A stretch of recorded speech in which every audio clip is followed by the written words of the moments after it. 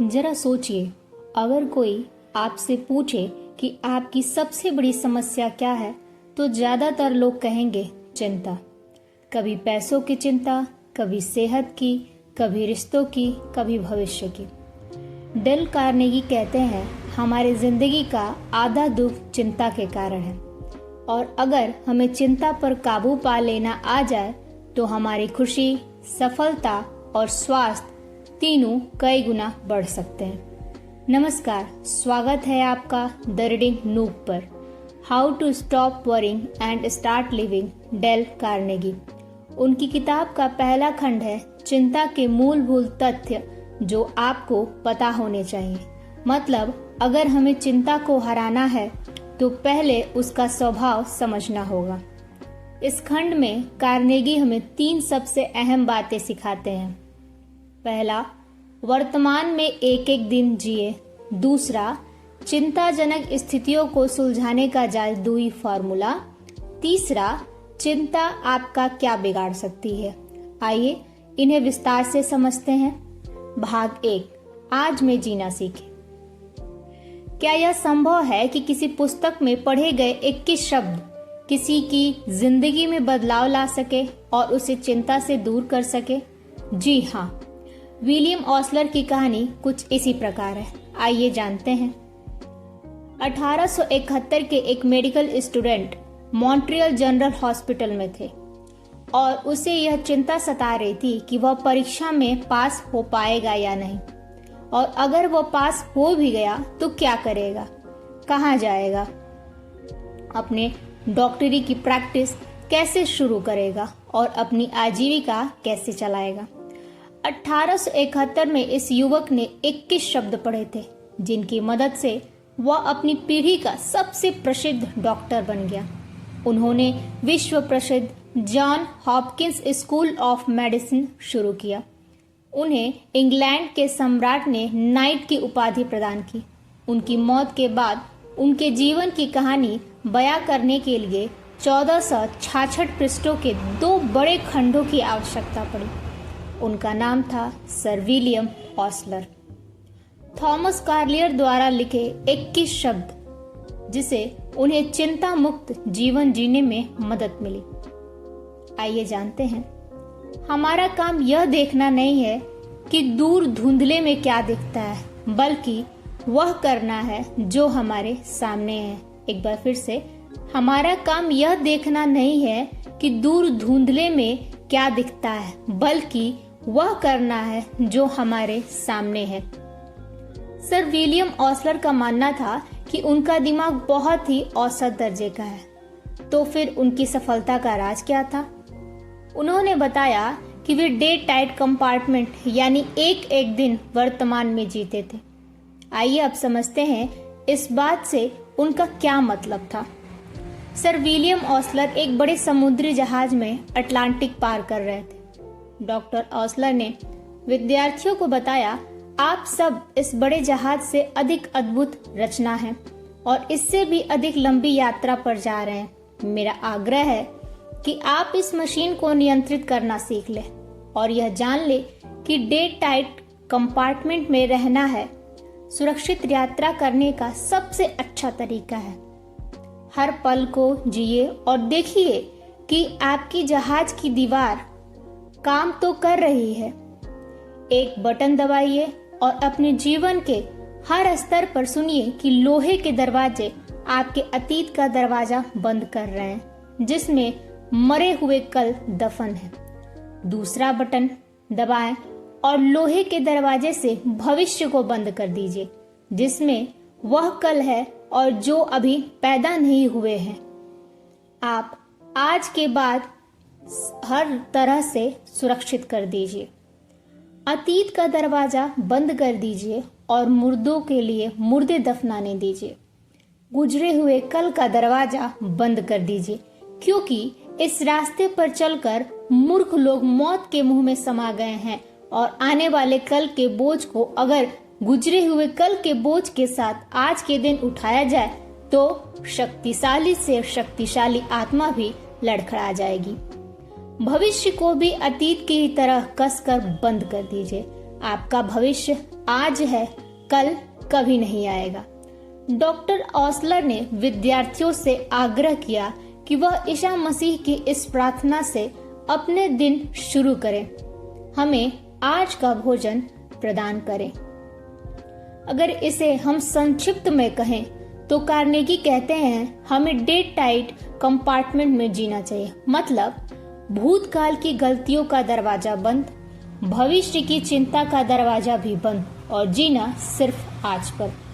उदाहरण के लिए संक्षिप्त में विलियम ऑसलर एक महान डॉक्टर ने कहा था, जैसे जहाज कंपार्टमेंट को सील करके समुद्र पार करता है, वैसे ही हमें अपनी जिंदगी को दिन प्रतिदिन बांटकर जीना चाहिए। अगर हम आज को अच्छे से जीते हैं तो कल अपने आप सुधर जाएगा। द्वितीय विश्व युद्ध के दौरान हमारे सेनापति आने वाले कल के लिए योजना तो बनाते थे, परंतु उनके पास चिंतित होने का समय नहीं था। अमेरिकी नौसेना के एडमिरल ऑर्नेस्ट जे किंग ने कहा था, मैंने अपने सर्वश्रेष्ठ सैनिकों को सर्वश्रेष्ठ हथियार दे दिए हैं, अपनी तरफ से सर्वश्रेष्ठ रणनीति बनाएंगे और मैं इतना ही कर सकता हूँ। उन्होंने कहा कि अगर कोई जहाज डूब गया है तो मैं उसे वापस नहीं ला सकता, अगर वह डूबने वाला है तो मैं उसे बचा नहीं सकता। मैं बीते हुए कल की समस्याओं पर चिंतित होने के बजाय आने वाले कल की समस्या पर काम करने में अपने समय को बेहतर सदुपयोग कर सकता हूँ। इसके अलावा अगर मैं इन बातों को चिंता करने लगूं तो मैं ज्यादा दिन नहीं चल पाऊंगा। हमारी वर्तमान जीवन शैली के बारे में सबसे भयावह टिप्पणियों में से एक यह है कि एक बार हम अस्पताल में आधे बिस्तर उन मरीजों के लिए रिजर्व थे जो मानसिक और भावनात्मक बीमारियों के शिकार थे। ऐसे मरीज जो इकट्ठे हुए थे वो बीते कलों और डरावने भविष्य के कलों के भारी बोझ तले दबे थे। बहरहाल इनमें से ज्यादातर लोग अस्पताल में भर्ती होने से खुद को बचा सकते थे और सुखद उपयोगी जीवन जी सकते थे अगर उन्होंने ईसा मसीह के शब्दों पर ध्यान दिया होता, आने वाले कल की कोई चिंता मत करो, या सर विलियम ऑसलर के शब्दों को माना होता, सिर्फ आज में जियो। क्या आप बता सकते हैं यह कविता किसने लिखी होगी? वही खुश है और केवल वही खुश है जो आज वह अपना कह सकता है, जो आत्मविश्वास से कह सकता है, कल तुम्हें जो करना हो कर लेना, मैं आज तो जी लिया। यह शब्द आधुनिक लगते हैं, है ना? परंतु इन्हें ईसा मसीह के पैदा होने से 30 साल पहले रोमन कवि होरेस ने लिखा था। आपको चिंता के बारे में पहली बात यह जानना चाहिए कि अगर आप इसे अपने जीवन से बाहर निकालना चाहते हैं तो वही करें जो सर विलियम ऑसलर ने किया था। पहली चीज, अतीत और भविष्य को लोहे के दरवाजे से बंद कर दे। एक एक दिन यानी डे टाइट कंपार्टमेंट में जिए। आप खुद से यह सवाल क्यों नहीं पूछते और उनके जवाब क्यों नहीं लिखते? क्या मैं वर्तमान में जीने के लिए इसलिए डाल रहा हूँ क्योंकि मैं भविष्य की चिंता कर रहा हूँ और क्षितिज के गुलाबों के जादू बगीचे की आशा कर रहा हूँ? दूसरी चीज, क्या मैं अतिथि घटनाओं पर अफसोस करके अपने वर्तमान को निराशाजनक बना रहा हूँ? वे घटनाएं जो हो चुके हैं और जिन्हें सुधारा नहीं जा सकता। तीसरा, क्या मैं हर दिन सुबह आज को पकड़ लो और पक्का संकल्प करके उठती हूँ कि मैं इन 24 घंटे से अधिकतम हासिल करूंगा? चौथा, क्या मैं एक एक दिन या डे टाइट कंपार्टमेंट में जीने से ज्यादा अच्छी तरह जी सकता हूँ? पांचवा, मैं ऐसा करना कब से शुरू करूंगा? अगले सप्ताह, कल या आज? मैं आप सभी से अनुरोध करूंगी, एक बार यह सभी सवाल अपने आप से जरूर पूछें और इसका जवाब खुद से खुद को दीजिएगा। एक छोटा सा अभ्यास जो हमें हर सुबह करना चाहिए। मैं आज का पूरा दिन पूरी तरह जीऊंगा। मैं आज का पूरा दिन पूरी तरह जीऊंगा। दिन खत्म होने पर सोचें कि आज मैंने अपना कर्तव्य निभा दिया है, कल की चिंता कल करेंगे। आइए जानते हैं भाग 2 चिंता का मूल फॉर्मूला। क्या आप चिंता है कि परिस्थितियों से निपटने का अचूक फॉर्मूला जानना चाहते हैं जो तत्काल कम करे, एक ऐसा उपाय जिसे आप सभी समझ सकते हैं सहजता से? तो आइए जानते हैं विलियम एच कैरियर द्वारा अपनाई गई जादुई फॉर्मूला। विलियम एच कैरियर ने एक प्रतिभाशाली इंजीनियर है जिन्होंने एयर कंडीशनिंग उद्योग शुरू किया था, जो साइरैकस न्यूयॉर्क में विश्व प्रसिद्ध कैरियर कॉरपोरेशन के प्रमुख रह चुके हैं। कैरियर ने कहा वे बफेलो न्यूयॉर्क में बफेलो फोर्स कंपनी में काम करता था। उन्हें क्रिस्टल सिटी मिसूरी में पिट्सबर्ग प्लेट ग्लास कंपनी कला को डॉलर के कारखाने में गैस साफ करने की मशीन लगाने का काम सौंपा गया। मशीन को लगाने का उद्देश्य था कि गैस से अशुद्धियां हटाना, ताकि जलते समय इंजनों को नुकसान न पहुंचे। गैस साफ करने का यह तरीका नया था। इसके पहले सिर्फ एक बार ही इसका प्रयोग किया गया था, और वह भी अलग परिस्थितियों में। क्रिस्टल सिटी मिसूरी में उनके काम के दौरान अप्रत्याशित कठिनाइयां उनके सामने आई। हालांकि मशीन काम कर रही थी, पर उसे उस तरह काम नहीं कर रही थी जिस तरह के काम की गारंटी वह देते थे। कैरियर अपनी असफलता से स्तब्ध थे। उन्हें ऐसा लगा जैसे किसी ने उनके सिर पर हथौड़ा मार दिया हो। उनके पेट में मरोड़ उठने लगी। कुछ समय तक वह इतने चिंतित रहे कि उनकी नींद उड़ गई। आखिरकार उन्हें यह सीधी सी बात समझ में आ गई कि चिंता करने से कोई फायदा नहीं हो रहा है। इसलिए वह बिना चिंता किए समस्या का हल ढूंढने और रास्ता सोचने लगे। वह इस चिंता के विरोधी तकनीक का प्रयोग किए जो पिछले 30 साल से कर रहे थे। यह आसान है, इसे कोई भी कर सकता है। आइए हम इसे समझते हैं। यह मात्र 3 कदमों में है। पहला कदम, मैंने बिना डरे ईमानदारी से स्थिति का विश्लेषण किया और अनुमान लगाया कि इस असफलता के परिणाम स्वरूप मेरे साथ बुरा से बुरा क्या हो सकता है। हैरानी की बात यह है कि इस पुस्तक को पढ़ने के दौरान जब मैंने कैरियर के इस उपाय को जाना, इसके पूर्व ही मेरे पिताजी ने बहुत बार मुझे और मेरे भैया को किसी भी समस्या का समाधान निकालने के लिए बुरे से बुरे क्या हो सकता उस बारे में सोचने का तरीका समझाते थे। आइए अब हम आगे चलते हैं। जवाब, कोई मुझे जेल नहीं भेजने वाला था या फांसी पर नहीं लटकाने वाला था। यह बात तो तय थी। हालांकि यह हो सकता था कि मुझे नौकरी से निकाल दिया जाए, और इस बात की भी आशंका थी कि मेरी कंपनी को यह मशीन हटाना पड़े, जिससे उसे $2000 का घाटा हो सकता था। दूसरा कदम, बुरे से बुरे परिणामों का अनुमान लगाने के बाद आवश्यकता पड़ने पर मैंने इसे स्वीकार करने के लिए खुद को तैयार किया। जवाब है, मैंने खुद से कहा यह असफलता मेरे करियर को धक्का पहुंचाएगी और इससे मेरी नौकरी भी जा सकती है, परंतु अगर ऐसा होता भी है तो मुझे दूसरी नौकरी हमेशा मिल सकती है।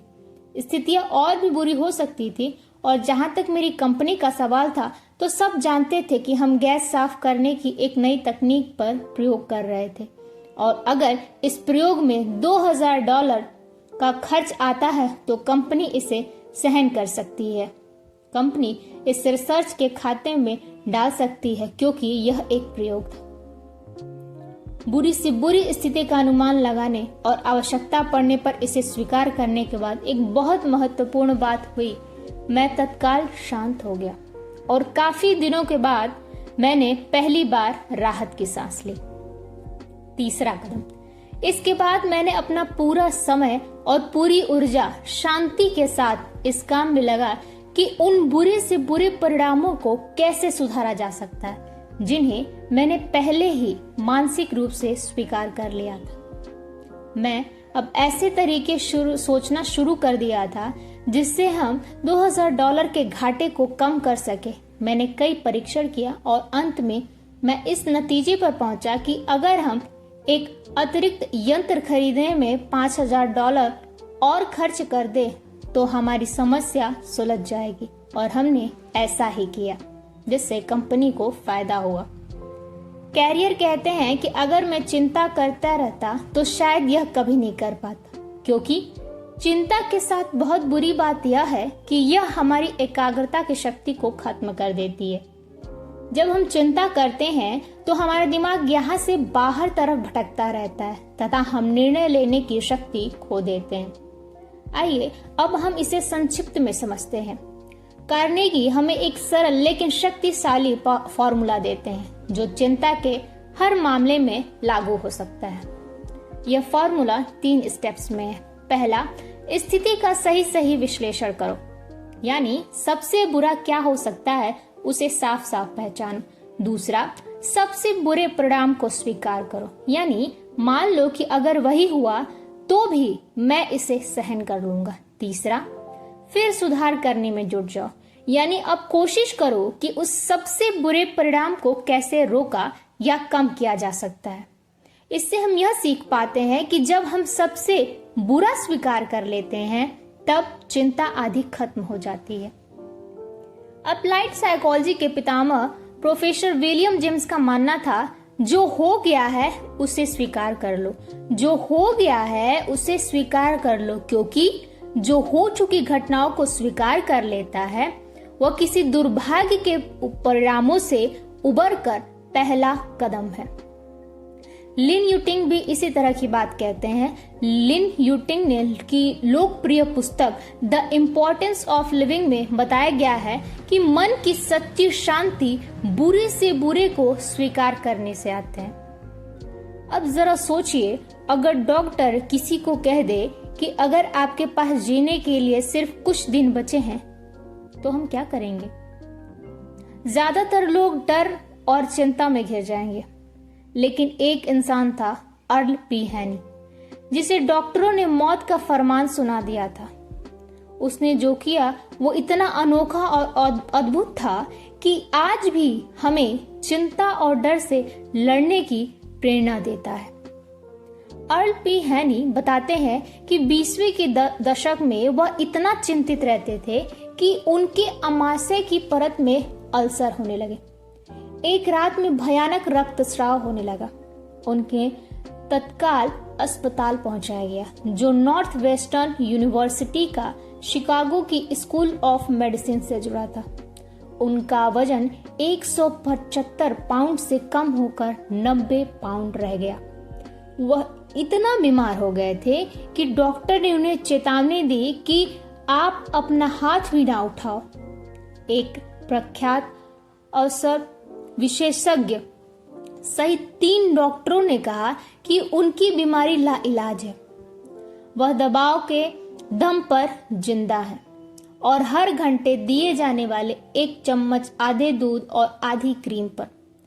हर रात और हर सुबह एक नर्स उनके अमाशय में रबड़ की एक नली डालती थी और सामग्री बाहर निकाल देती थी। यह महीनों तक चलता रहा। आखिरकार अर्ल पी हैनी खुद से कहें, देखो हैनी, अगर तुम भविष्य में घिसती हुई मौत के अलावा कुछ नहीं देख सकते तो तुम्हारे पास जो थोड़ा सा समय बचा है, क्यों ना उसका अधिकतम आनंद उठाया जाए।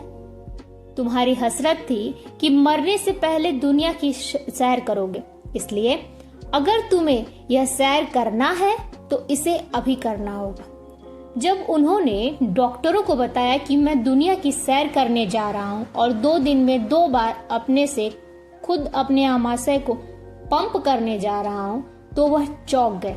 उन्होंने एक ताबूत का इंतजाम किया, उसे जहाज पर रखवाया और फिर इस स्टीमशिप कंपनी के साथ इस तरह की व्यवस्था की कि उनकी मौत की स्थिति में वे लोग उनकी लाश को बर्फ के कंपार्टमेंट में रख देंगे और तब तक वहां रखेंगे जब तक कि जहाज घर वापस नहीं लौट आता। उनका सफर शुरू हुआ। जो हमारे सामने है उसका पूरा आनंद ले लो, इससे पहले कि हम मिट्टी में मिल जाएं। माटी मिलेगी माटी में और माटी के नीचे दब जाएगी। बिना शराब, बिना गीत, बिना साकी और बिना अंत के। धीरे धीरे वह दवाइयां लेना और अमाशय पंप करना बंद कर दिए। वह जल्दी ही सब तरह का भोजन कर रहे थे, यहाँ तक कि अजीब से स्थानीय पकवान और द्रव भी जो उनकी मौत की गारंटी देती थी। उन्होंने इतना आनंद लिया जो कई वर्षों से नहीं किया था। वह जहाज पर खेल खेल में जीते, गाते, नए दोस्त बनाते और आधी रात तक जागते थे। उन्हें एहसास हुआ कि उन्होंने मूर्खतापूर्ण चिंता की आदत खत्म कर दी और उन्हें अच्छा लगा।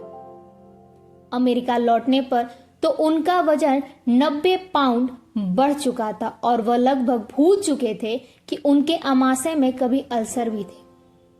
हैनी ने बताया कि वह अचेतन रूप से उन्हीं सिद्धांतों का प्रयोग कर रहे थे जिनका प्रयोग विलिस एच कैरियर ने चिंता को जीतने के लिए किया था। कैरियर के जादुई फॉर्मूले के हिसाब से यह 3 काम हमें करने चाहिए। पहला, खुद से पूछे बुरे से बुरा क्या हो सकता है। दूसरा, अगर जरूरत पड़े तो उसे स्वीकार करने के लिए तैयार रहे। तीसरा, फिर शांति से बुरे को सुधारने की कोशिश करें। आइए अब हम चलते हैं भाग 3, चिंता आपका क्या बिगाड़ सकती है। चिकित्सा के क्षेत्र में नोबेल पुरस्कार विजेता डॉक्टर एलेक्सिस कैरल ने कहा था, जो बिजनेसमैन चिंता से लड़ना नहीं जानते वह जवानी में ही मर जाते हैं, और यही घरेलू, महिलाओं, डॉक्टरों और मजदूरों पर भी लागू होता है। डर के कारण चिंता होती है और चिंता से तनाव पैदा होता है और हम नर्वस हो जाते हैं। इसके कारण हमारे आमाशय की तंत्रिकाएं प्रभावित होती हैं और पेट में आमाशय रसों का प्रवाह सामान्य हो जाता है। अक्सर इसका परिणाम होता है आमाशय का अल्सर।